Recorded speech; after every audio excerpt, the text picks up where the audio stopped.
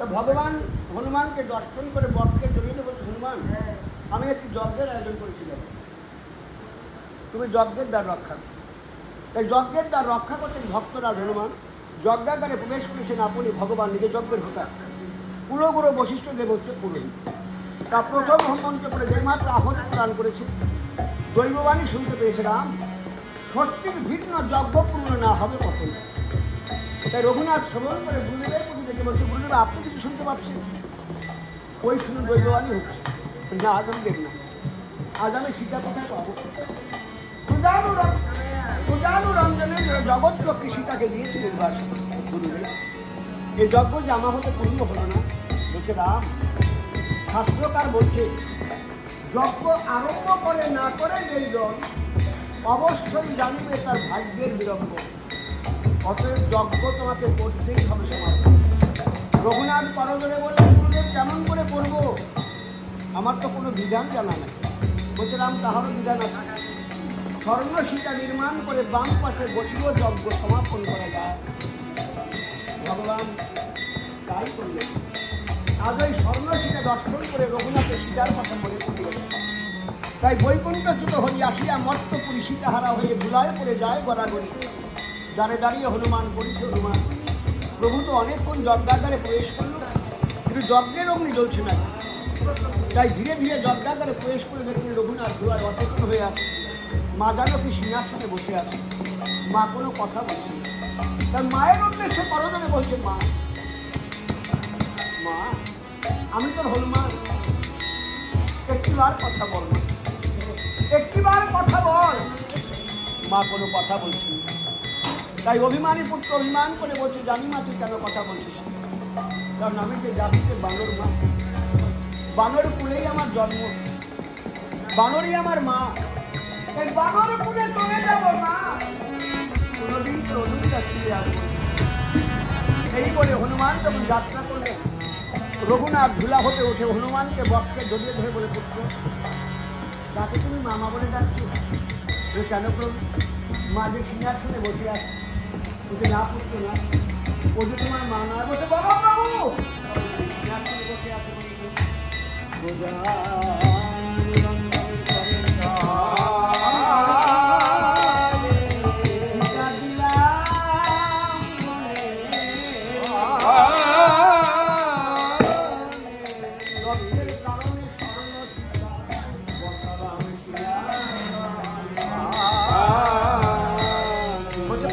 কথা বলবো।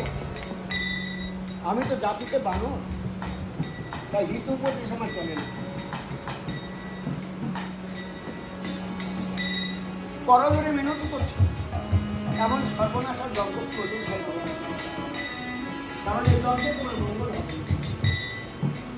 আর একটা কথা বলি, আমাকেও বিদায় দাও। যথায় মা জানকী গেছে চলে, আমি তথায় যাই চলে। হনুমান বলো প্রভু, এই ধরায় মাতৃহারা সন্তান কি বেশি থাকে? মাতৃহারা সন্তান বেশি থাকে। আমার যজ্ঞ করিতে সমাপন, ইন্দ্রালয়ে যাত্রা করো আমার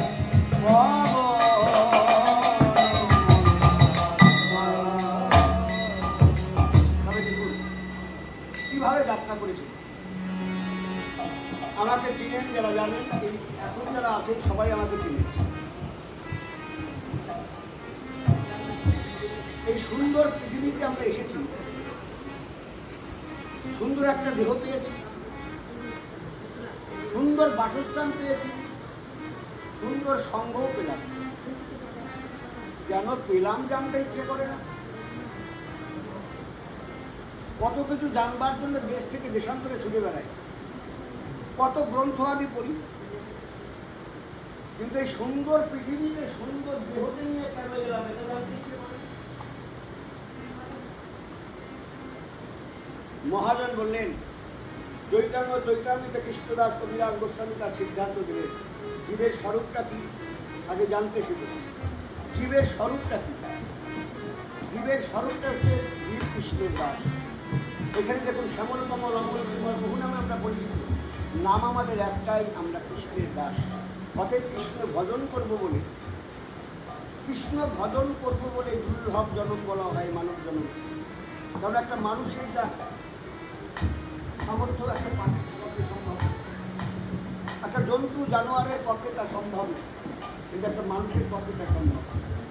এই মানুষ কুলে জন্ম নিয়ে অর্থাৎ দুর্লভ জন্ম নিয়ে যদি কৃষ্ণ ভজন না হয়, বৈষ্ণব কবি লোকনাথ বললেন সে পাপিয়েরও আর গেল মাত্র সার। তাহলে কৃষ্ণ ভজন করবো বলে এই সুন্দর কিছু আমরা লক্ষ্য করে দেখবেন, বনের একটা পাখিকে খাতায় তুলে যদি কৃষ্ণ নাম শেখানো যায়, সেই পাখিকে যদি কৃষ্ণ কথা বলতে পারে, আমার কেন হবে না? আমরা রাস্তায় রাস্তায় বলি, ওই বাড়িতে গিয়েছিলাম তো, একটা পাখি কথা বলে না শোনার মতো, বলি না এটা কেন হলো না যে আমার ছেলেটা কথা শুনে না? এখন তো সব বাড়িতে একটা করে কুকুর আছে, ঘরে চাল না থাক কুকুর আছে, ওখানে ট্যাটাসটা বজায় রাখে, চাল নাই ঘরে কুকুর আছে।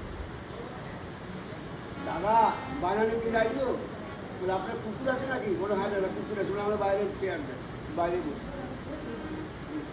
তো বাইরে বসে কথা বলি, ঘেউ ঘেউ কাটবে, তাদের কাছে ভালো লাগবে। আমার কুকুরটা সেরকম নয়, ভালো কথা শুনে। বলে আপনার বাড়ির কয়জন মেম্বার? বলে আমরা 4 জন। এখন সবাই আপনার অনুগত তো? যদি না রে ভাই, কুকুরটা শুনলো, তাহলে আপনার বউ আপনার কথা শুনে না কেন? ওইটা আমার কপালের জন্য। কুকুর শুনে কিন্তু বউ কথা শুনে। যাওয়া কি এক জায়গায় রে ভাই, চাষির গাছের জায়গায় জায়গায় ডাল, চাষির ডাল বুঝলেন, ডাল শুকনো হয়ে গেলে শুকিয়ে যে ডালটা খায় আর কি, বাংলাদেশের বলে ভাই ঠিক আছে, হ্যাঁ কিভাবে যাচ্ছে না ও মনে রাখো না, রাম নাম নিতে ভুলো না, ও মনে